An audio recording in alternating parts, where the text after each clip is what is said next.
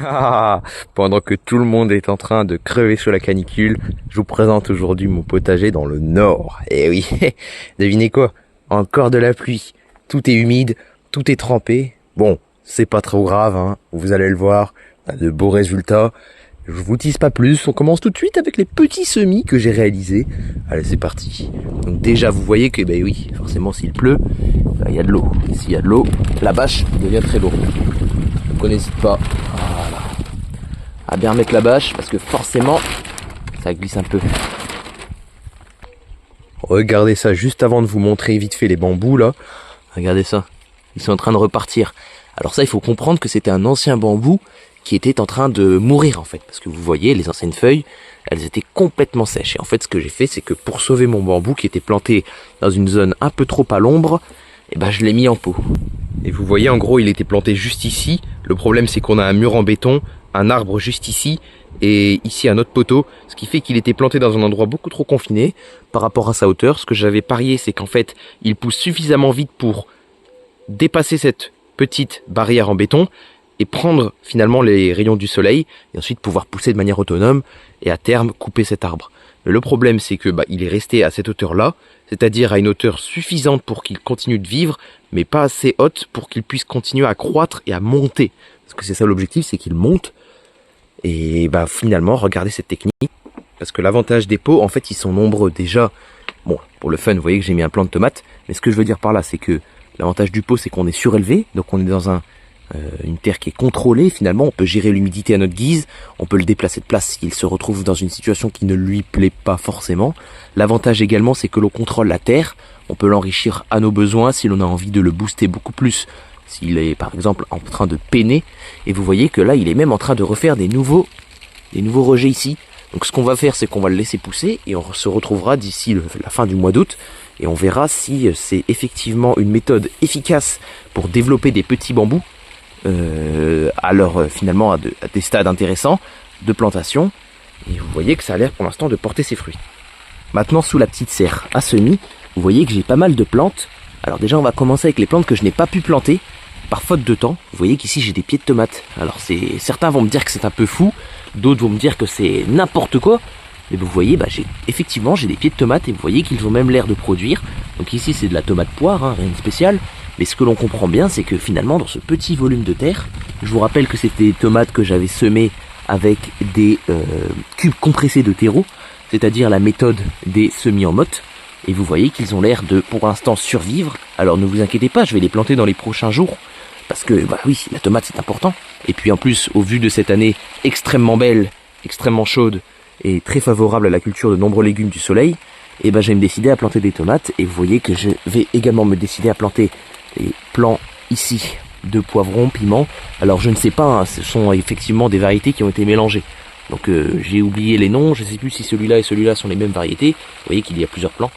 Et c'est pas grave, ça fera ce que j'appelle du potager découverte, c'est-à-dire que l'on pourra récolter sans même savoir ce que l'on a semé. Et puis sinon, mis à part ça, vous voyez ici dans le nord, on prépare l'automne, hein. Forcément, avec des pieds de choux.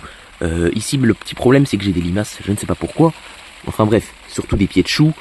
Ici, d'autres choux, vous voyez ici, alors, pour les variétés, parce que c'est le bon moment de semer actuellement les choux. J'ai semé ici du chou de Milan de Vérone. Donc Vérone, une ville en Italie. J'ai également semé juste ici du chou de Bruxelles. Donc vous voyez ici, effectivement, j'avais bien semé du chou de Bruxelles qui a levé. Juste là, j'ai semé, et je peux vous l'affirmer, du chou-fleur de 4 saisons qui a également bien germé. Et tout au fond là-bas, l'étiquette est tombée, mais je vais vous le montrer également. J'ai semé un autre chou. Et c'est ce chou-là qui me pose problème. C'est le chou Vertu 4 de 2021. Donc c'est un chou de Milan qui est censé être ici dans cette petite zone. Et c'est une petite zone témoin pour témoigner de la qualité de mes graines. Et là vous vous dites, mais attends, tu n'as plus de graines. Et regardez ça. L'avantage de faire ses propres graines soi-même. Vous voyez, j'avais prévu le tir l'année passée en semant des choux uniquement pour la multiplication de semences. Et on se retrouve aujourd'hui avec des siliques. Donc la silique c'est ceci. C'est une cosse finalement où il y a des graines à l'intérieur. Et on se retrouve avec des siliques du coup qui sont en train de sécher.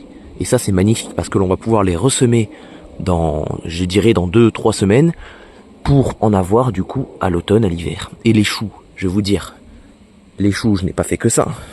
J'ai fait également d'autres choux en pleine terre, donc que j'ai déjà repiqué depuis un petit moment. Ici, on retrouve du chou rouge, que j'ai planté entre mes tomates.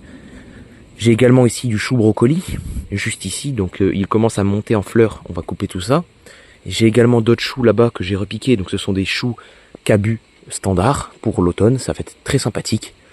Et j'ai également d'autres choux, alors on ne les voit plus ici, mais j'en avais également quelques-uns là-bas, et je vais vous montrer ça.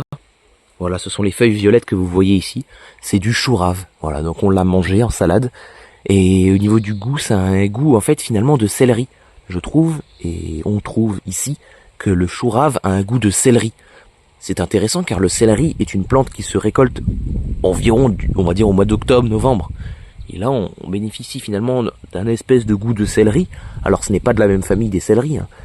Ça n'a rien à voir, mais on a un goût intéressant qui se rapproche. Voilà, c'est ça qu'il faut comprendre, c'est que ça se rapproche comme goût. Donc, pour ceux qui ne connaissent pas le chou rave, voilà, donc ici c'est du chou rave violet qui vient de Vienne, car c'est la variété violet de Vienne. Voilà, et tout se passe correctement, les amis, correctement. Au niveau du potager, bah vous le voyez, les courgettes, hein, comme je vous l'ai dit, depuis pas mal de temps, on en récolte, des jaunes. Je vais vous montrer une variété intéressante. Vous voyez, juste ici, j'ai planté un pied de variété jaune à col. Et c'est une courgette qui ressemble à cela. Alors vous voyez, hein, le fruit est de manière identique en fait à une gourde, on pourrait dire ça. Donc vous voyez, c'est fin au niveau du collet. Collet de la plante, c'est ce qui est ici. Et puis au fur et à mesure que l'on descend, il devient de plus en plus large.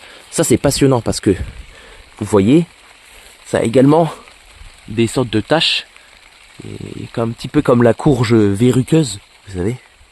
Donc ça, ce sont des choses, des caractéristiques propres à chaque légume. Ici vous remarquez d'autres graines, ça ce sont des graines de... ici également il y a les mêmes, ce sont des graines de chou de Bruxelles. Et vous voyez, j'ai laissé des plants de chou de Bruxelles monter à graines, et vous comprenez que bah finalement les graines sont en train de sécher, elles sont prêtes à récolte. Mais vous remarquez quelque chose, c'est que j'ai mis ici des choux de Bruxelles, et là-bas j'ai mis des choux, à ce niveau là-bas, des choux de Milan. Ce sont des choux qui peuvent s'hybrider entre eux s'ils venaient à avoir pollinisation croisée par les insectes. Mais cependant, ce que j'avais dit dans ma précédente vidéo, dans mon suivi de culture au mois de mai, c'est que j'allais mettre des filets en fait, que j'allais faire tourner, c'est-à-dire que j'allais mettre un filet ici, puis je le déplace et je le mets ici, c'est-à-dire qu'au jour 1, il est là-bas, au jour 2, il est ici, et puis j'alterne comme ça. Ce que j'ai fait, c'est que je n'ai pas fait du tout cette technique. Pourquoi? Parce qu'en fait, il se trouve que j'avais de l'avance avec cette variété, et en fait, je n'ai pas fait ça. Donc ce que j'ai fait, c'est que j'ai juste laissé la pollinisation naturellement se faire, et a fortiori, donc il se trouverait qu'apparemment dedans, les graines ne seraient pas hybridées. Voilà, donc ça, ce sont des petites astuces du moment. Faites vos graines et semez les cultures. Vous voyez que j'ai également ressemé ici de la courgette. Donc ce sont des courgettes variétés, ce sont mes propres graines, et vous voyez qu'on obtient de beaux plants. Donc je vous inviterai toujours à faire vos propres graines, parce que bah, faire ses propres graines, ça permet de faire ses propres plants, et faire ses propres plants, ça permet d'être indépendant. Et vous comprenez ici que dans cet esprit d'indépendance, dans ce jardin ici, je cherche vraiment à faire mes graines, pour être indépendant financièrement déjà, et surtout en termes de qualité, parce que la qualité de la graine que vous récoltez n'est jamais 100% sûre. Vous voyez au bout là-bas, je fais des graines de laitue. Les graines de laitue là-bas, je vais pas tarder à enlever les autres laitues qui sont ici, qui sont également en train de monter en graines, parce que je veux garder ma variété là-bas, pour qu'elle reste pure, comme on dit. Et donc il ne faudrait pas qu'il y ait d'autres variétés de laitue différentes qui viendraient se mélanger avec mon pôle génétique que je veux garder. Voilà, donc retrouverez également quelques limaces, quelques escargots hein, dans ce jardin, pas de souci à déclarer. Hein. Vous voyez, moi je n'ai rien à dire. Et vous voyez, en termes de retour sur l'expérience permaculturelle, bah vous voyez que les laitues se développent bien, et a fortiori, enfin pour l'instant plutôt, il semblerait que on n'ait pas de limaces. Donc vous voyez, en fait, on ne peut pas encore conclure quant au résultat de savoir si finalement le paillage est réellement en fait un facteur qui attire les limaces ou pas. Voilà, je vous laisse avec cette petite vue du jardin sous la pluie du nord. Et moi je vous dis à la prochaine vidéo. On se retrouve pour un grand tour du potager et également de nombreux travaux semis. Et on va également essayer de récolter les premières betteraves et autres choses. Je ne vous dirai pas plus. On se retrouve pour la prochaine vidéo. À bientôt!